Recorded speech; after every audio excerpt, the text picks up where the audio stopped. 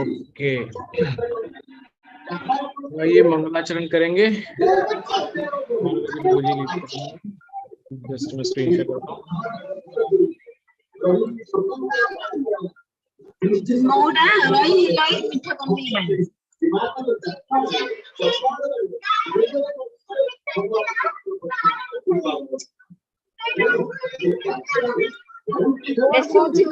इसका आप सबको म्यूट कर दीजिए।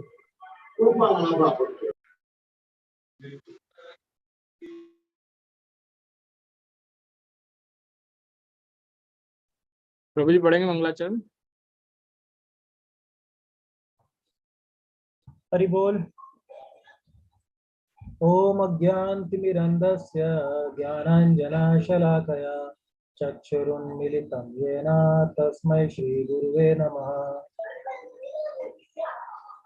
नमो विष्णुपादाय कृष्णप्रेष्ठाय भूतले श्रीमते भक्तिवेदांत स्वामिनिते नामिने। नमस्ते सारस्वती देवे गौरवाणी प्रचारिणे निर्विशेष शून्यवादी पाश्चात्य देश तारिणे। हे कृष्ण करुणा सिंधु दीनबंधु जगतपते गोपेश गोपिका कांत श्री राधा कांत नमोस्तुते। तप्त कांचन गौरांगी राधे वृंदावनेश्वरी वृषभानुसुते देवी प्रणमामि हरिप्रिये।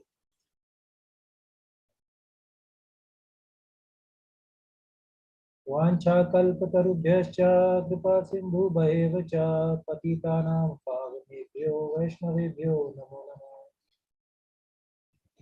जय श्री कृष्ण चैतन्य प्रभु नित्यानंद श्री अद्वैत गदाधर श्रीवासादि गौर भक्तवृंद।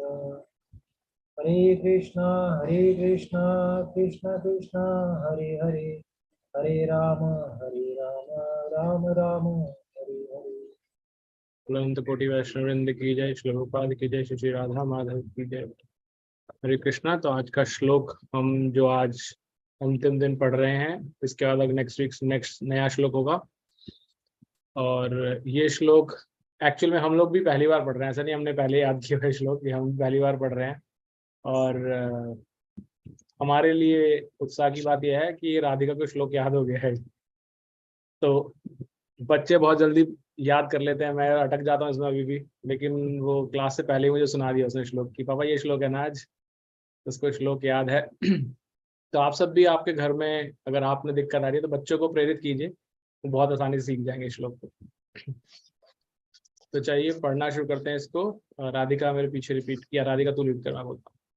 क्षिप्रं भवति धर्मात्मा क्षिप्रं भवति धर्मात्मा शाश्वत शान्तिं निगच्छति शाश्वत शान्तिं निगच्छति कौन्तेय प्रतिजानीहि कौन्तेय प्रतिजानीहि न मे भक्तः प्रणश्यति न मे भक्तः प्रणश्यति। क्षिप्रं भवति धर्मात्मा क्षिप्रं भवति धर्मात्मा शाश्वत शान्तिं निगच्छति शाश्वत शान्तिं निगच्छति कौन्तेय प्रतिजानीहि कौन्तेय प्रतिजानीहि न मे भक्तः प्रणश्यति न मे भक्तः प्रणश्यति। धन्यवाद राधिका। ओके, तो ये हमारा हुआ आज का श्लोक, और हम भगवत गीता के 12वें अध्याय को प्रारंभ करने जा रहे हैं। आज की कक्षा का संचालन गौरव वेदी प्रभु जी करेंगे, बट उससे पहले जस्ट क्योंकि हम नया चैप्टर शुरू करने जा रहे हैं, तो मैं हमेशा की तरह आप सभी को क्या बताने वाला हूँ, कोई बताएगा? Acronym. Yes, next chapter acronym. लेकिन उससे पहले हम हमेशा रिवीजन करते हैं, राइट? तो आज हम रिवीजन जो करेंगे एक्रोनिम्स का, तो आप प्लीज बोलिएगा मत, आप सिर्फ अनम्यूट कीजिएगा अपनी लाइन को। अनम्यूट करेंगे, मैं उसमें से नाम बोलूंगा, मैं अभी सबको म्यूट कर रहा हूँ, तो आप सिर्फ अनम्यूट करिएगा, बोलना नहीं है आपको। अनम्यूट करने में मैं आप में से एक किसी को पिक कर लूंगा, ठीक है? तो पहले अध्याय का एक्रोनिम क्या है, याद करने का तरीका, पहला अध्याय क्या है उसका शॉर्ट फॉर्म? हाँ, जय प्रकाश प्रभु जी आप बताइए। Doubt. Doubt, correct. Kalicharan Prabhu ji ने अनम्यूट किया है। प्रभु जी आप बताइए सेकंड अध्याय का। गीता सेकंड अध्याय is Gita. Thank you. Next Nidhi Mathur माता जी आप बताइए थर्ड अध्याय। Tree. Tree. Okay very nice. Next जिनका होता जा रहा है वो एक एक बारी बताना है। अब शकुंतला माता जी आप बताइए फोर्थ चैप्टर का। Years. Year chapter. Very nice thank you. Fifth chapter का सपना माता जी आप बताइए। स्टेप। हाँ जी step step. Step correct. Okay अभी और किसी ने अनम्यूट नहीं किया। और कोई जो बच गया है जिसको पता है सिक्स्थ चैप्टर का वो अनम्यूट कर सकता है। हाँ कल माता जी आपने बता दिया ना ऑलरेडी। नहीं प्रभु जी अभी नहीं बताया बताइए चलिए फिर। जी। 6 चैप्टर का इजी। इजी थैंक यू माता जी। ओके नेक्स्ट सेवंथ चैप्टर का कौन बताएगा। अनम्यूट करना है बस आपको। हाँ शिवा माता जी आप बताइए। Head. Head. Okay next Pushkar Prabhu ji आप बताइए नेक्स्ट चैप्टर का। 8 का है dad, DEAD। DEAD dead eighth का। Very nice. अब हम आ गए नाइन्थ चैप्टर पे। जो लोग बोल चुके हैं उनको अनम्यूट करने की आवश्यकता नहीं क्योंकि मैं आपको मौका नहीं दूंगा। तो जो नहीं बोले अभी तक उनको मौका मिलने वाला है। तो हम 8th चैप्टर तक पहुंच चुके हैं। 9th चैप्टर का एक्रोनिम चाहिए हमें। कौन बताएगा जो अभी तक नहीं बोला है। इंदु लेखा माता जी। यस माता जी बताइए। King. King. Very nice thank you माता जी। नाउ आखिरी के 2 चैप्टर बचे हैं 10th और 11th। राइट एक सेकेंड। 10th का राधिका बताना चाहती है बिना देखे कहीं से। बता क्या बता रही है। 10th का है सी। Very nice. नहीं गलत बता रही है। चुप हो जाओ तेरा गलत था। लास्ट बच गया 11th चैप्टर जो हमने अभी किया है पिछले 7-8 दिन में, पिछले एक हफ्ते के अंदर। तो 11th का जिसने अभी तक नहीं बताया है कुसुम लता माता जी आप बताइए। रूपा। रूपा। Very nice thank you. अब 12th चैप्टर का कौन बताएगा। गॉड। प्रभु जी आप बताएंगे।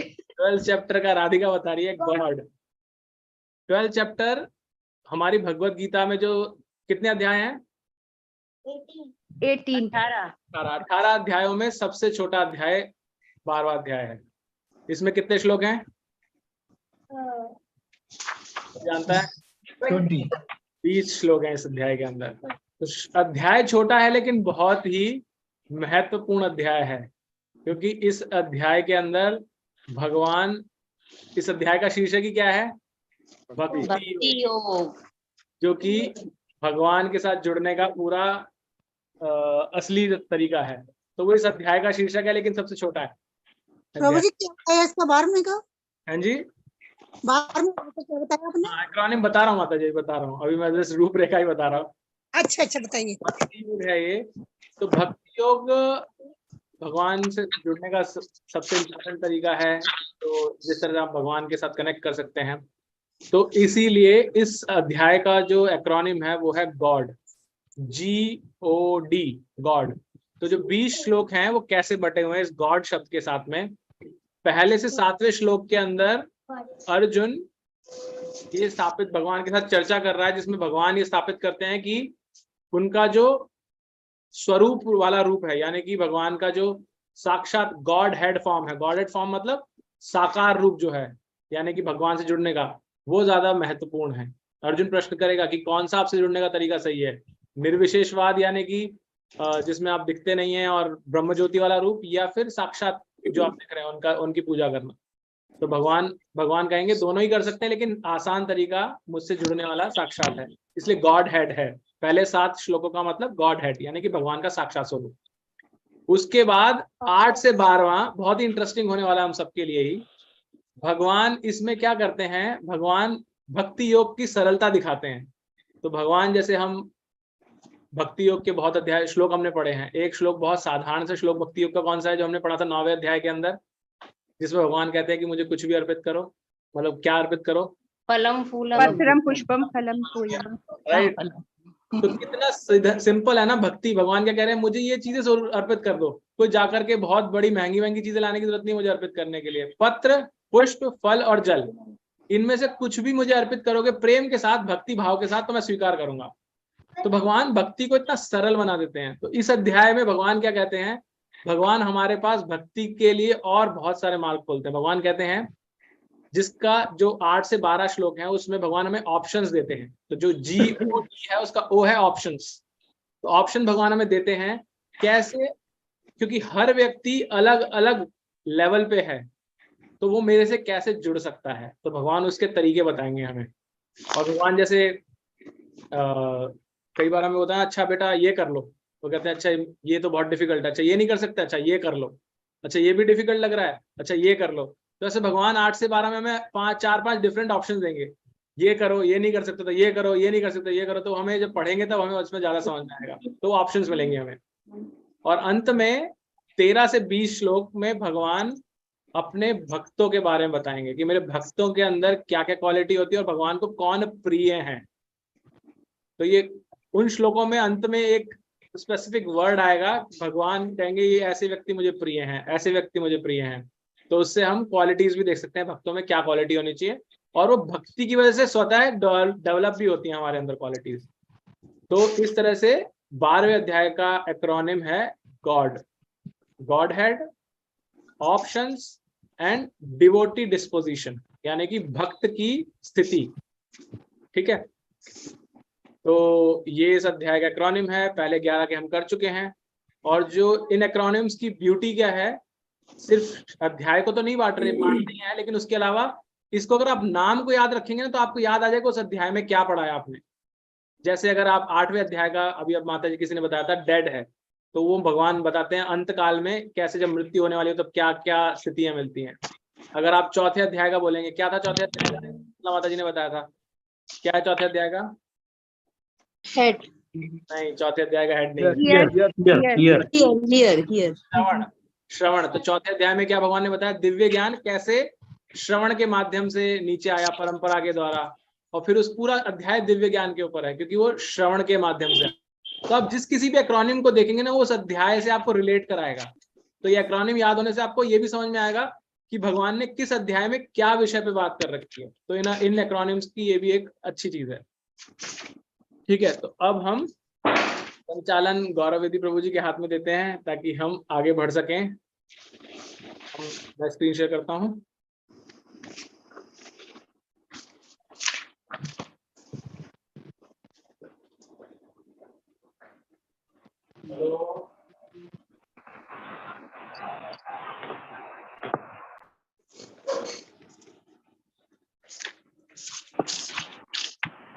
हाँ प्रभु जी। प्रभु ओके, सपना शर्मा माता जी आप स्टार्ट करेंगे। हरे कृष्ण प्रभु जी। हरे कृष्ण। एवं सतत युक्ता ये भक्त सत्ववाम पर्युपासते ये चाप्यक्षरम व्यक्तम तेषाम के योग वित्तमाम। अर्जुन ने पूछा, जो आपकी सेवा में सदैव तत्पर रहते हैं या जो अव्यक्त निर्विशेष ब्रह्मा की पूजा करते हैं, इन दोनों में से किसे अधिक पूर्ण सिद्ध माना जाए? माता जी क्षमा चाहता हूँ, ये ब्रह्मा नहीं है, ब्रह्म है।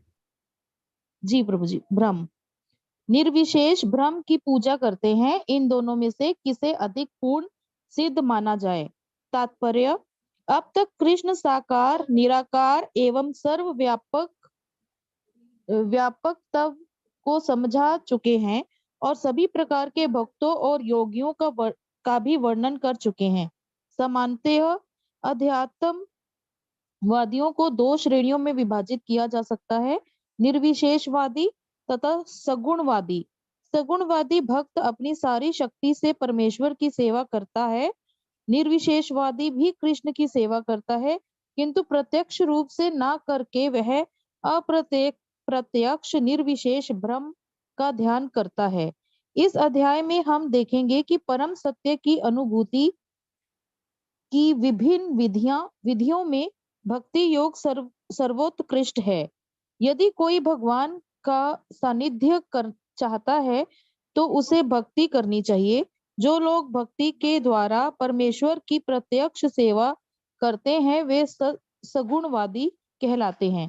जो लोग निर्विशेष ब्रह्म का ध्यान करते हैं वे निर्विशेषवादी कहलाते हैं। यहाँ पर अर्जुन पूछता है कि इन दोनों में से कौन श्रेष्ठ है। यद्यपि परम सत्य के साक्षात्कार के अनेक साधन हैं, किंतु इस अध्याय में कृष्ण भक्ति योग को सबों में श्रेष्ठ बताते हैं। यह सर्वाधिक प्रत्यक्ष है और ईश्वर का सानिध्य प्राप्त करने के लिए सबसे सुगम साधन है। भगवत गीता के द्वितीय अध्याय में भगवान ने बताया है कि जीव भौतिक शरीर नहीं है, वह आध्यात्मिक स्फुलिंग है और परम सत्य परम पूर्ण है। 7वें अध्याय में उन्होंने जीव को परम पूर्ण का अंश बताते हुए पूर्ण पर ही ध्यान लगाने की सलाह दी है। पुनः 8वें अध्याय में कहा है कि जो मनुष्य भौतिक शरीर का त्याग करते समय कृष्ण का ध्यान करता है, वह कृष्ण के धाम को तुरंत चला जाता है। यही नहीं, 6ठे अध्याय में अंत में भगवान स्पष्ट कहते हैं कि योगियों में से जो भी अपने अंतःकरण में निरंतर कृष्ण का चिंतन करता है, वही परम सिद्ध माना जाता है। इस प्रकार प्राय प्रत्येक अध्याय का यही निष्कर्ष है कि मनुष्य को कृष्ण के सगुण रूप के प्रति अनुरक्त होना चाहिए, क्योंकि वही चरम आत्म साक्षात्कार है। इतने पर भी ऐसे लोग हैं जो कृष्ण के साकार रूप के प्रति अनुरक्त नहीं होते। वे दृढ़ता पूर्वक विलग रहते हैं, यहाँ तक कि भगवत गीता की टीका करते हुए वे अन्य लोगों को कृष्ण से हटाना चाहते हैं और उनकी सारी भक्ति निर्विशेष ब्रह्म ज्योति की ओर मोड़ते हैं। वे परम सत्य के उस निराकार रूप का ही ध्यान करना श्रेष्ठ मानते हैं, जो इंद्रियों की पहुंच के परे हैं तथा अप्रकट हैं। इस तरह सचमुच में अध्यात्मवादियों की 2 श्रेणियां हैं। अब अर्जुन यह निश्चित कर लेना चाहता है कि कौन सी विधि सुगम है और इन दोनों श्रेणियों में से कौन सर्वाधिक पूर्ण है। दूसरे शब्दों में वह अपनी स्थिति स्पष्ट कर लेना चाहता है, क्योंकि वह कृष्ण के सगुण रूप के प्रति अनुरक्त है। वह निराकार ब्रह्म के प्रति आसक्त नहीं है। वह जान लेना चाहता है कि उसकी स्थिति सुरक्षित तो है। निराकार स्वरूप चाहे इस लोक में हो चाहे भगवान के परम लोक में हो, ध्यान के लिए समस्या बना रहता है। वास्तव में कोई भी परम सत्य के निराकार रूप का ठीक से चिंतन नहीं कर सकता। अतः अर्जुन कहना चाहता है कि इस तरह से समय गंवाने से क्या लाभ। अर्जुन को 11वें अध्याय में अनुभव हो चुका है कि कृष्ण के साकार रूप के प्रति आसक्त होना श्रेष्ठ है, क्योंकि इस तरह वह एक ही समय अन्य सारे रूपों को समझ सकता है और कृष्ण के प्रति उसके प्रेम में किसी प्रकार का व्यवधान नहीं पड़ता। अतः अर्जुन द्वारा कृष्ण से इस महत्वपूर्ण प्रश्न के पूछे जाने से परम सत्य के निराकार तथा साकार स्वरूपों का अंतर स्पष्ट हो जाएगा। हरे कृष्ण प्रभु जी। थैंक यू माता जी। तो इससे पहले जो चैप्टर था, जो 11वां चैप्टर था, उसमें हमने भगवान के विराट रूप के बारे में पढ़ा। लेकिन जो भक्त है ना, भक्तों के अंदर एक क्वालिटी क्या है कि भक्त को भगवान के साथ में जो आदान प्रदान करना होता है ना, भक्त को उसी में आनंद आता है। तो भगवान का जो विराट रूप है ना, भक्त विराट रूप का दर्शन तो करना चाहेगा, लेकिन वो परमानेंट सिर्फ विराट रूप के साथ नहीं रह सकता। अर्जुन भी विराट रूप थोड़ी देर देखा, उसके बाद में भयभीत हो गए कि मैं अंदर से विचलित हो रहा हूँ, मुझे भय हो रहा है। फिर भगवान ने चतुर्भुजी रूप दिखा के थोड़ा सा शांत किया। फाइनली अर्जुन ने प्रार्थना करी कि आप वापिस अपने मानव द्विभुजी अवतार में आ जाइए, क्योंकि मेरे को तो वही प्रिय लगता है। तो फाइनली भगवान वापिस अपने जो उनका अवतार था उसी में लौट आए। तो इसी तरीके से यहाँ पर भी क्या है ना कि भक्त जो है जब भगवान के साथ में आदान प्रदान कर रहा है, एक बार मुझे स्क्रीन शेयर करेंगे स्टार्टिंग वाला ऊपर का।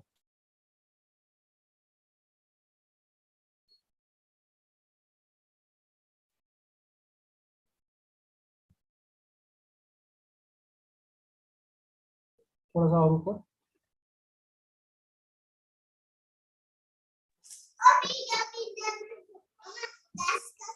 प्रभु डेफिनेशन पे।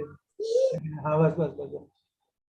जब अर्जुन ने यहाँ पर क्या पूछा है कि आपकी सेवा में तत्पर रहते हैं या अव्यक्त निर्विशेष ब्रह्म की पूजा करते हैं, इन दोनों में से अधिक पूर्ण सिद्ध किसे माना जाए। तो लास्ट चैप्टर में जब भगवान ने अपने विराट रूप के दर्शन तो दे दिए अर्जुन को, लेकिन उसके बाद अब अर्जुन जो है वापस भगवान से प्रश्न कर रहे हैं, क्योंकि वापस से वो भक्ति योग की जो महिमा है उसको एस्टेब्लिश करना है। तो अर्जुन ने भगवान से क्या क्वेश्चन पूछा कि कौन कौन जब होता है, कौन का मतलब होता है कि इन दोनों में से कौन। तो यहाँ पर दो ऑप्शन है। दो ऑप्शन कौन कौन सी है? पहली ऑप्शन है निर्विशेषवादी, और दूसरी ऑप्शन है जो भगवान को उनके साकार रूप में, जो भी उनका दिव्य रूप में, उसमें उनकी पूजा अर्चना करते हैं, उसमें उनको करते हैं।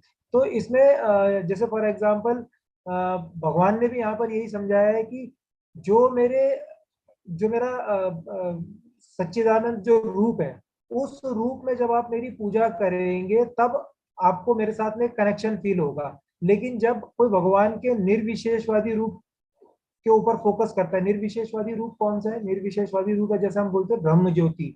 तो जो भगवान के से जो ज्योति आ रही है, जो ब्रह्म ज्योति है, उस पर जब हम फोकस कर रहे हैं तो वहां पर वो भगवान के किसी एक्चुअल फॉर्म में भगवान को नहीं पूज रहे हैं। वो सिर्फ एक उनके मतलब जहाँ पर उनका कोई एक तरीके से कहते हैं कि भगवान का कोई आकार नहीं है, भगवान निराकार है, भगवान सर्वव्याप्त है, वो हर जगह व्याप्त है, लेकिन उनकी कोई प्रॉपर फॉर्म नहीं है। तो वो उस तरीके से भगवान की वर्शिप कर रहे हैं, उनकी पूजा कर रहे हैं। तो इस तरीके से भगवान के साथ आदान प्रदान करने में प्रॉब्लम क्या है? इस तरीके से आदान प्रदान करेंगे तो आप सच्चित आनंद में आप सत्य को प्राप्त कर लेंगे, आप चित्त को प्राप्त कर लेंगे, लेकिन आप आनंद को प्राप्त नहीं कर पाएंगे। क्योंकि आनंद प्राप्त करने के लिए क्या चाहिए? रस चाहिए। रस होने के लिए क्या होना चाहिए? आदान प्रदान होना चाहिए। आदान प्रदान होने के लिए क्या होना चाहिए? फॉर्म होना चाहिए, एक आकार होना चाहिए। जैसे अर्च विग्रह है, तो जब हम मंदिर में जाके अर्च विग्रह की पूजा करते हैं तो भगवान को अर्च विग्रह के रूप में मानकर उनके साथ में आदान प्रदान कर रहे हैं। तो हम इस तरीके से भक्त जो है भगवान के साथ में अपना कनेक्शन बनाता है। लेकिन जब आप भगवान के साथ भगवान के किसी आकार को मान ही नहीं रहे हैं, आप भगवान को कंप्लीटली निराकार मान रहे हैं, तो आप भगवान के साथ में आदान प्रदान किस तरीके से करेंगे? तो जब भगवान के साथ में आदान प्रदान नहीं कर पाएंगे तो अल्टीमेटली भगवान के साथ में आप किसी तरीके का रस का भाव जो है वो एस्टेब्लिश नहीं कर पाएंगे। इसलिए जो 12th चैप्टर जो है भक्ति योग का जो चैप्टर है, इसमें अर्जुन ने जो पहला क्वेश्चन जो पूछा है वो इसीलिए पूछा है कि इस क्वेश्चन को पूछ के अर्जुन जो है वो वापस से ये एस्टेब्लिश करना चाह रहे हैं, ये स्थापित करना चाह रहे हैं कि भगवान की पूजा करने के जितने भी मार्ग हैं उसमें भक्ति योग का जो मार्ग है वो सर्वश्रेष्ठ है। वो क्यों सर्वश्रेष्ठ है? क्योंकि अगर हम निर्विशेषवादी अगर हम तरीका फॉलो करते तो उसमें क्या तरीका होता है? उसमें आपको पूरा स्टडी करके और भगवान को समझना पड़ता है। लेकिन भक्ति योग क्या है? भक्ति योग बहुत ही सिंपल तरीका है। भक्ति योग करने के लिए आपने सिर्फ भगवान के ऊपर ध्यान लगाया, आपने भगवान का नाम लेना स्टार्ट किया और वहां से आपकी भक्ति स्टार्ट हो गई। आप उतना आपके लिए सफिशिएंट है, वहां से आप भक्ति स्टार्ट कर सकते हैं।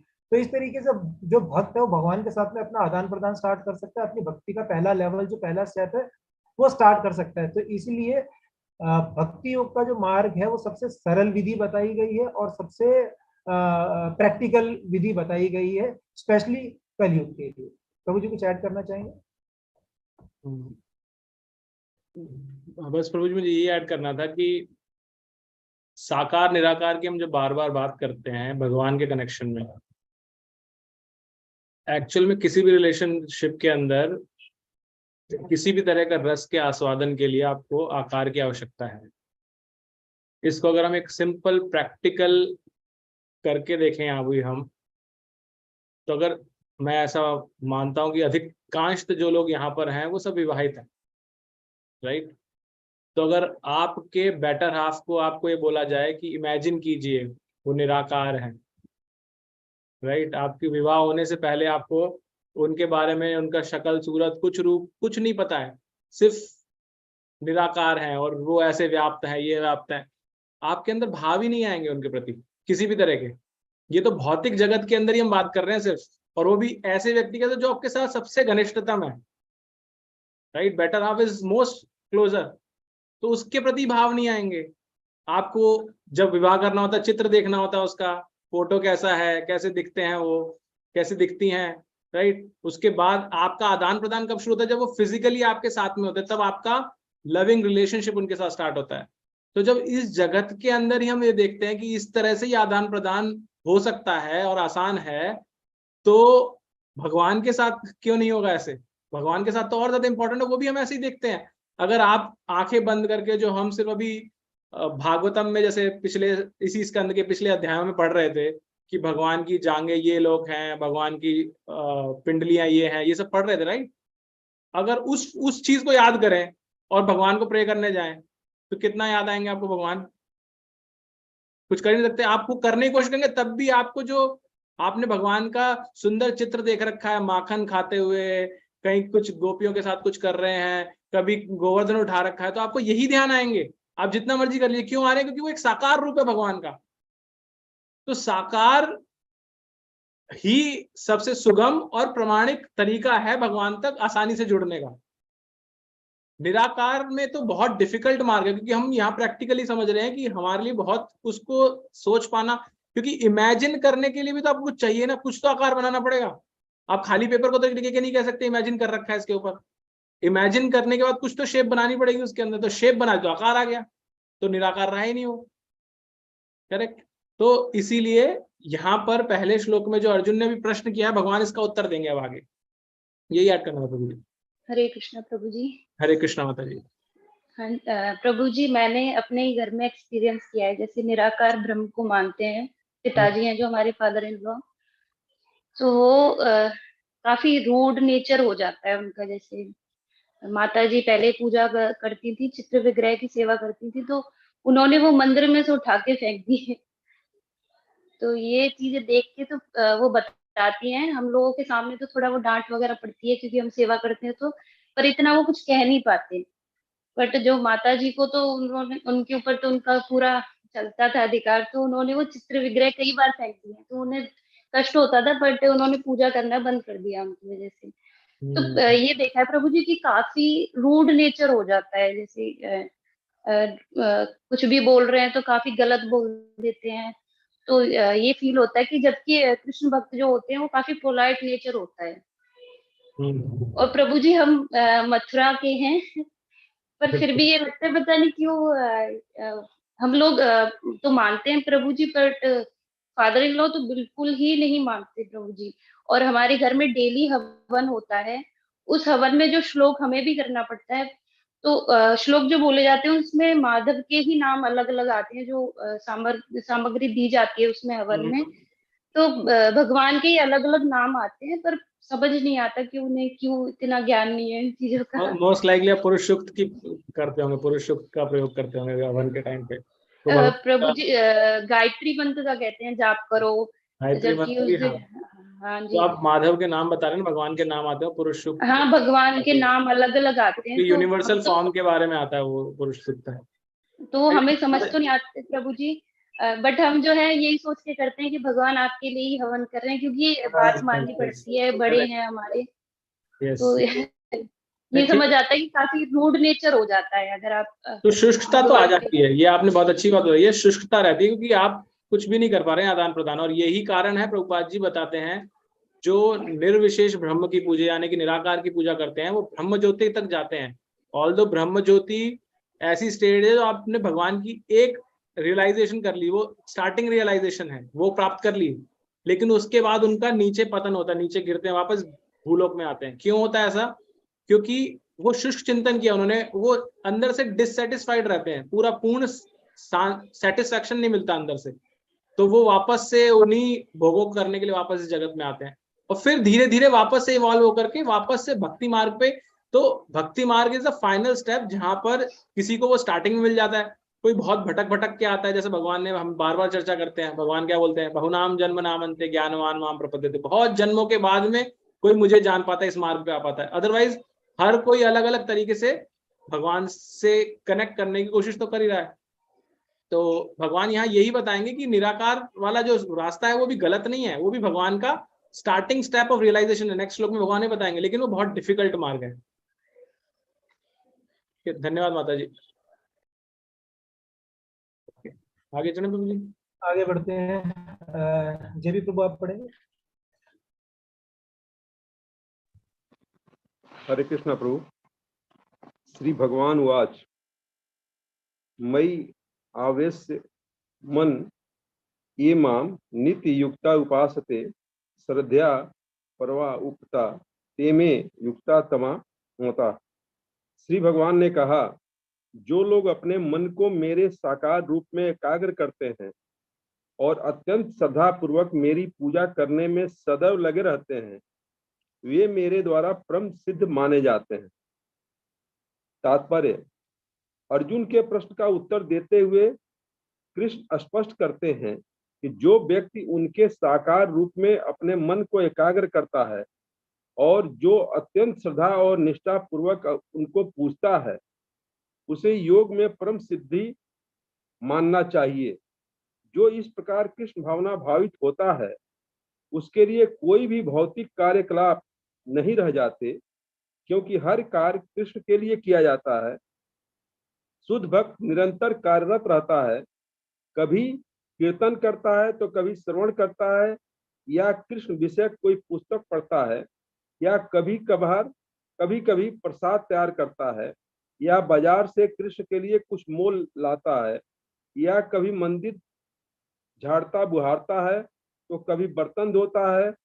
वह जो कुछ भी करता है कृष्ण संबंधी कार्यों के अतिरिक्त अन्य किसी कार्य में एक क्षण भी नहीं गंवाता। ऐसा कार्य पूर्ण समाधि कहलाता है। हरे कृष्ण प्रभु। थैंक यू प्रभु।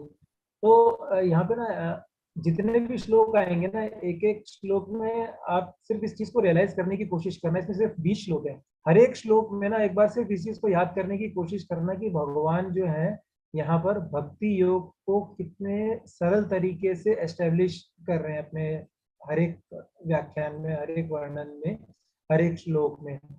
और बार बार यही बताया जा रहा है कि भक्ति योग का जो मार्ग है वो सर्वश्रेष्ठ मार्ग है। कितना सरल तरीका है कि सिर्फ और सिर्फ भगवान के साकार रूप में अपने मन को स्थिर करना है, दैट्स ऑल।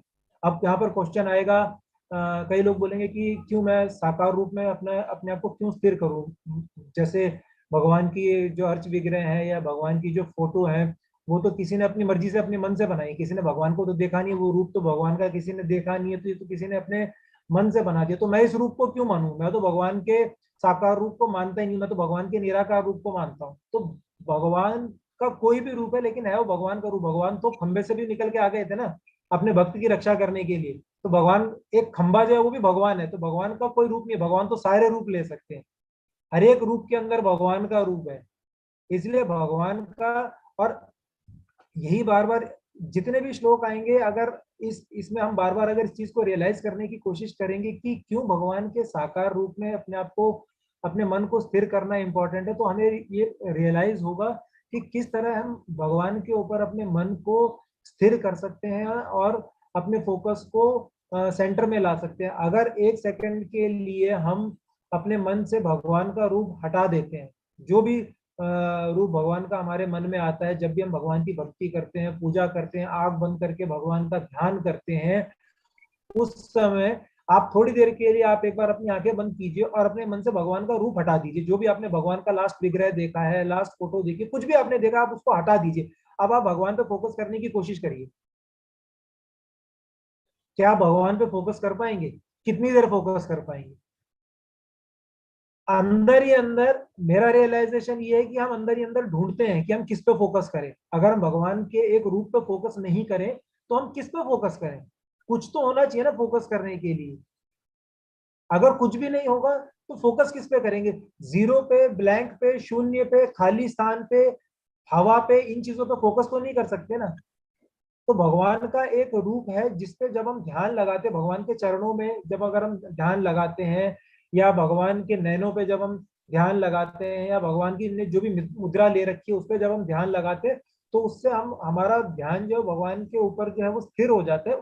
उसके बाद जब हम जप करने का प्रयास करते हैं या हम भगवान की भक्ति करने का प्रयास करते हैं, तो वो ईजी हो जाता है। एटलीस्ट उस टाइम हमारा ध्यान जो है वो भटकता नहीं है। लेकिन अगर हम इसी प्रोसेस को रिवर्स कर दें और हम निर्विशेषवादी बन जाएं और अब हम बोले कि नहीं भगवान का कोई रूप नहीं है, और अब हम बैठ के अब हम मेडिटेट करने की कोशिश करें, तो उस प्रोसेस को करके देखेगा वो प्रोसेस कितना डिफिकल्ट हो जाएगा। तो इसीलिए भगवान बार बार इसी चीज को एस्टेब्लिश कर रहे हैं कि भगवान का जो साकार रूप है उस पे हमें अपना ध्यान फोकस करना है। और ये बहुत ही सरल विधि भगवान ने दी है हमारे माइंड को भगवान के ऊपर फोकस करने के लिए, कंसंट्रेट करने के लिए। प्रभु जी कुछ ऐड करेंगे? नहीं प्रभु जी। हरे कृष्णा प्रभु जी। हाँ प्रभु जी, प्रभु जी बोलिए, आप बोलिए। हाँ, सर ये जो इसमें शब्द आया समाधि और पूर्ण समाधि, तो एक्चुअली समाधि क्या है और उसके बाद पूर्ण समाधि क्या है, थोड़ा सा जानकारी मिलेगी? इसी में आया है नीचे एक्सप्लेनेशन में, सबसे नीचे की लाइन में।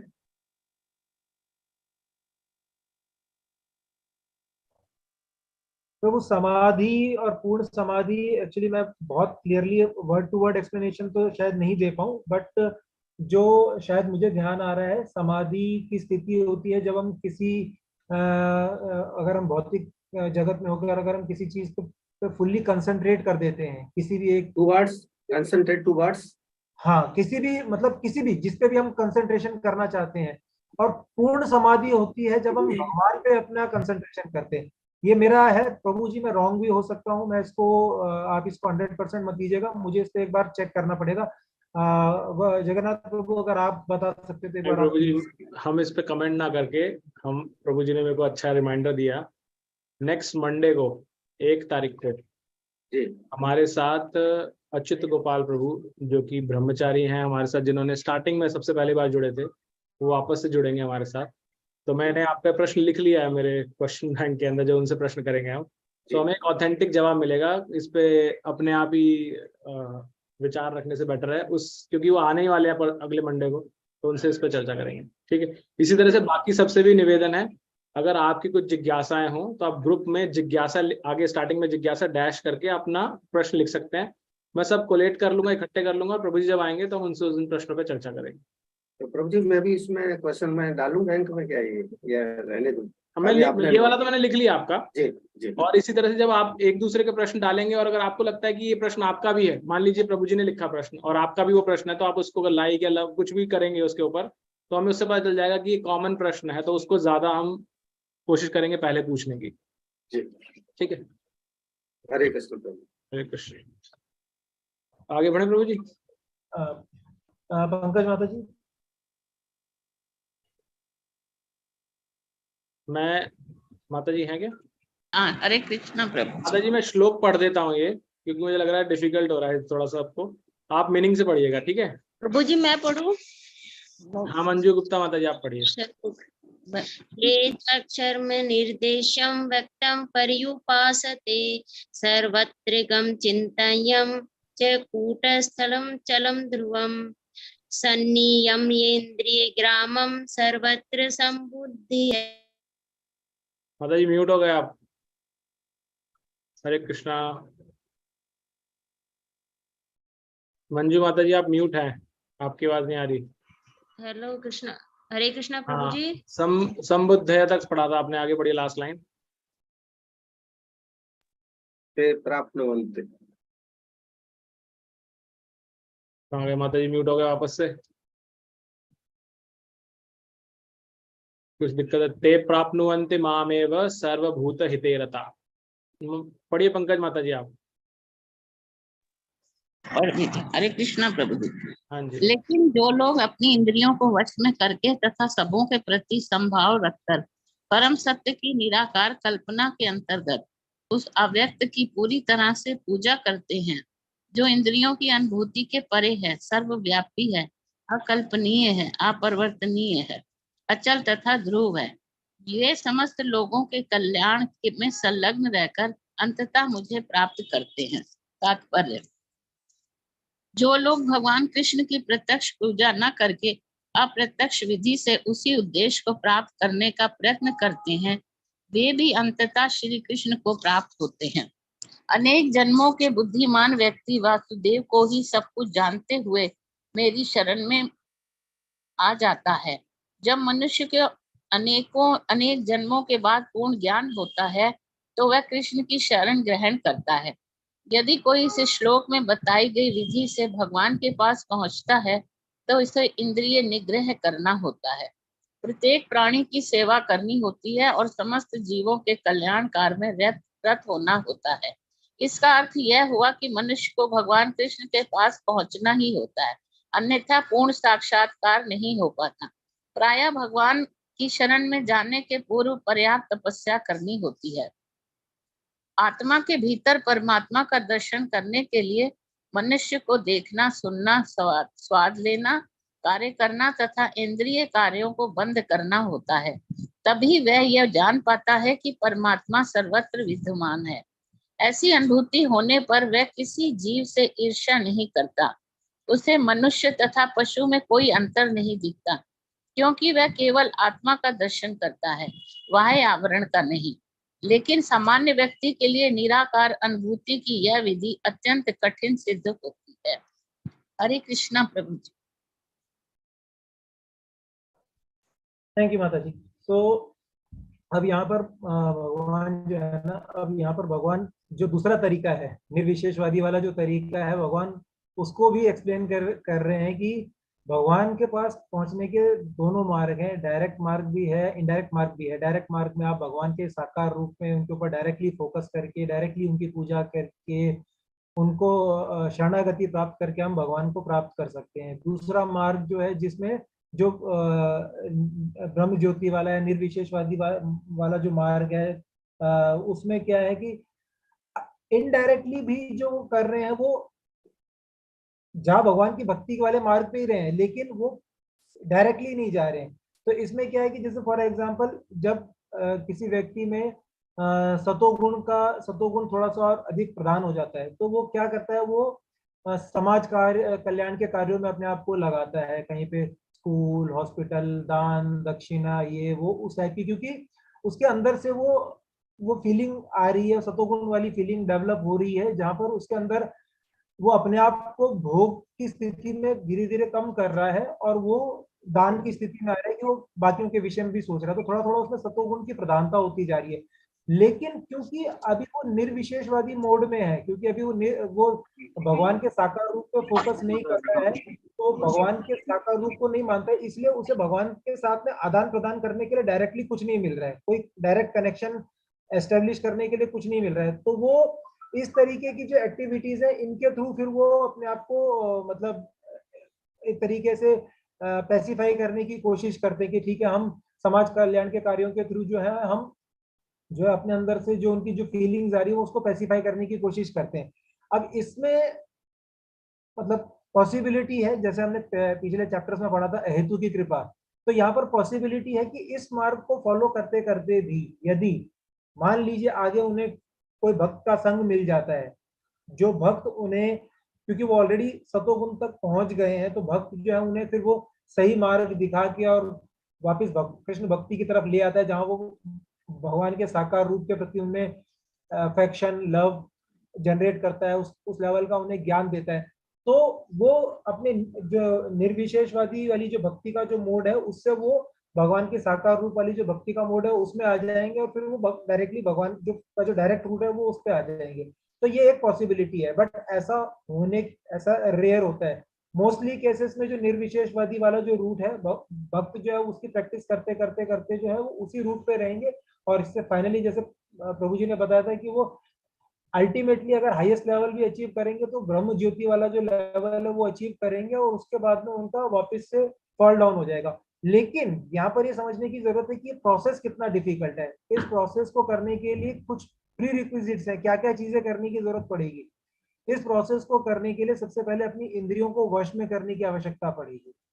अब जो भक्ति का जो मार्ग है, भक्ति के मार्ग में हम इंद्रियों को वश में नहीं कर रहे हैं, हम क्या कर रहे हैं, हम इंद्रियों को हायर टेस्ट दे रहे हैं। तो जब हम इंद्रियों को हायर टेस्ट दे देते हैं तो ऑटोमेटिकली जो है उनको नया टेस्ट मिल गया, हायर टेस्ट मिल गया, तो जो पुराना टेस्ट है, जो लोअर टेस्ट है, वो छूट जाता है।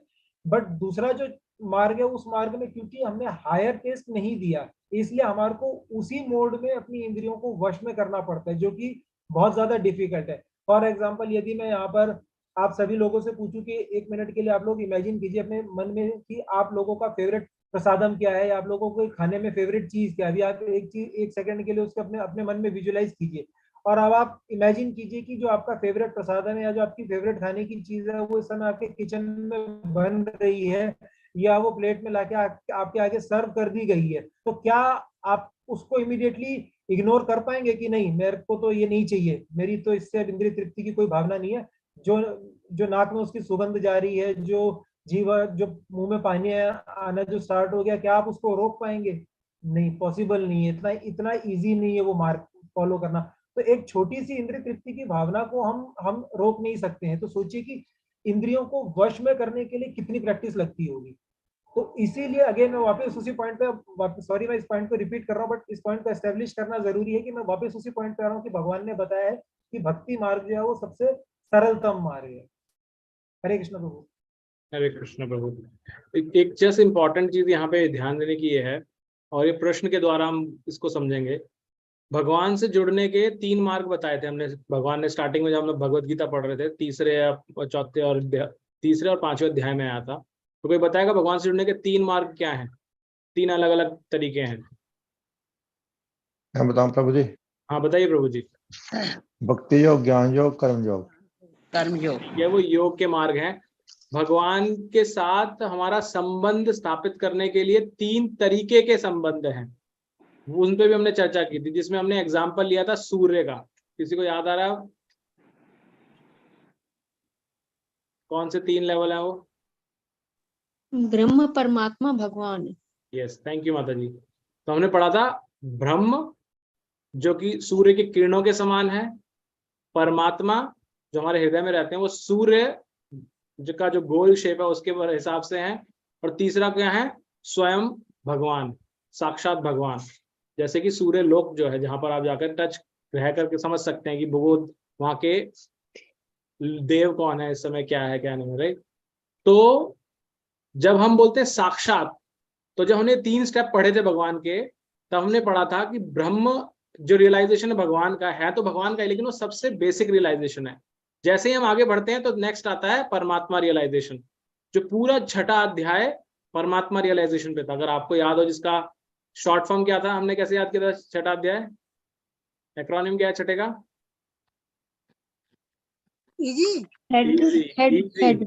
इजी है उसका एक्रोनिम, इजी, लेकिन वो डिफिकल्ट है बहुत, क्योंकि पूरा उसमें योगा के बारे में बताया, अष्टांग योग के बारे में बताया था। अगर आपको याद हो तो मन को कैसे वश में करते हैं, मन के अंदर जाइए, अपना मृग छाल के ऊपर बैठ जाइए, सबसे दूर हो जाइए जंगल में जाकर के, और आंखों के गोलों, नेत्र, नाक के इधर ध्यान लगाइए और सब चीजें दूर हो जाइए।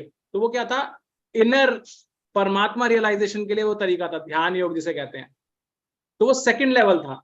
और 3rd लेवल इज भक्ति योग, जिसमें भगवान के साथ साक्षात रियल कनेक्ट कर रहे हैं। तो जो यहाँ पर अभी अर्जुन प्रश्न कर रहा है ना, साक्षात और अप्रत्यक्ष, अप्रत्यक्ष के 2 भाग हैं। एक निर्विशेष है जिसमें हम, मतलब जिसके अंदर हम ब्रह्म से जुड़ते हैं, ब्रह्म रियलाइजेशन जो बहुत बेसिक है। उससे नेक्स्ट लेवल आता है परमात्मा, वो भी भगवान की शेप नहीं है, आकार नहीं है उसमें भी, परमात्मा के हमारे अंदर है। तो जो इस श्लोक में प्रभुपाद जी ने समझाया पूरा, वो 2nd रियलाइजेशन के बारे में बात किया है, परमात्मा रियलाइजेशन के लिए। इसलिए उन्होंने बोला ऐसे लोग 6ठे अध्याय वाली प्रोसेस को फॉलो करके अपने अंतःकरण में परमात्मा से तारतम्य करते हैं। वो बाहर से अपनी इंद्रियों को कट कर लेते हैं, बाहर कुछ सुनना नहीं, खाना नहीं, देखना नहीं, सिर्फ आंखें बंद करके अंदर जो ओम का हम उच्चारण करके अंदर रियलाइजेशन करते हैं, वो परमात्मा से जुड़ते हैं। और जब उनको ऐसा रियलाइजेशन होता है कि परमात्मा से कनेक्ट हो रहे हैं, तो उनको ये दिखने लगता है कि परमात्मा तो हर जगह है, जो आगे हमने पढ़ा, राइट। तो हर जीव के अंदर है, इसीलिए वो हर जीव का समाज कार्य। तो जो भगवान ने इस श्लोक में अंतिम शब्द बोला ना, सर्वभूत हिते रता, कि जितने भी समस्त जीव हैं उनके कल्याण कार्य में संलग्न हो जाते हैं ऐसे लोग, तो वो कार्य करते हैं। लेकिन वो अभी भी साक्षात भगवान वाले रियलाइजेशन लेवल पे नहीं पहुंचे, वो उस अप्रत्यक्ष रियलाइजेशन पे ही है, जिसमें या तो ब्रह्म है या फिर परमात्मा है, और जो कि सबसे पूर्ण रियलाइजेशन से नीचे वाले लेवल है। अगले श्लोक में जब हम कल पढ़ेंगे, इसको मंडे को पढ़ेंगे, तो हमें पता चलेगा कि भगवान बताएंगे कि ये मार्ग डिफिकल्ट क्यों है, इसके बारे में भगवान बताएंगे, राइट। तो किसी को अभी तक कोई जिज्ञासा, कुछ ऐड करना चाहता है कोई? प्रभु जी 9वें अध्याय का एडिटोरियम क्या बताया आपने? 9वें अध्याय का कौन बताएगा? 9वें अध्याय का राजा था, राजा। अच्छा, क्या राजा का? राजा नहीं, हिंदी में नहीं राजा, इंग्लिश में क्या था? किंग। हाँ, क्योंकि वो क्यों है किंग उसका नाम? क्योंकि 9वें अध्याय का जो भगवान बोलते हैं कि ये सारे जो दिव्य ज्ञान है उनका किंग ऑफ नॉलेज बताया 9वें अध्याय को, इसलिए उसका एक्रोनिम किंग है। प्रभु जी 11 का रुद्र रूपा का और थोड़ा सा एक्सप्लेन कर दीजिए।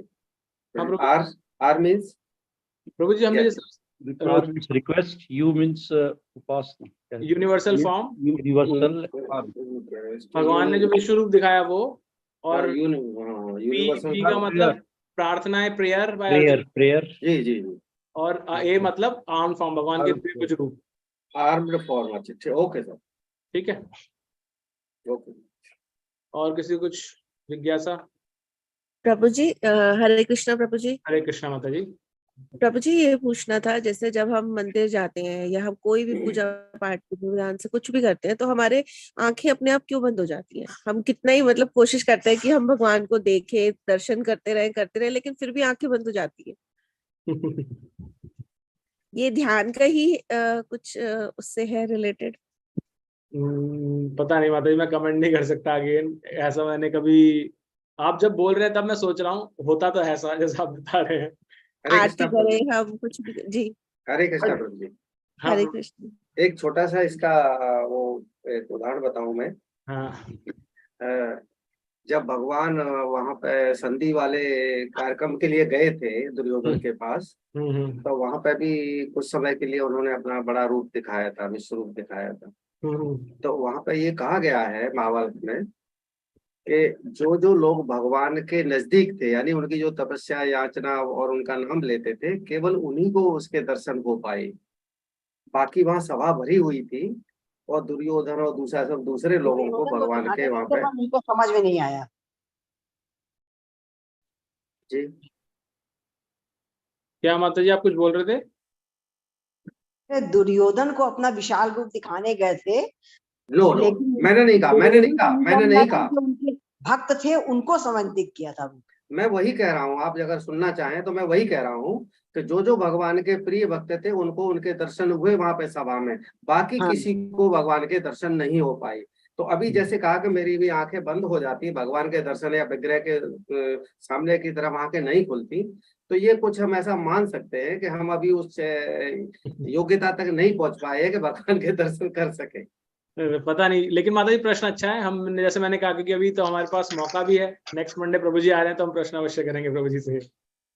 जी प्रभु जी, हरे कृष्णा प्रभु जी। हरे कृष्णा। ओके।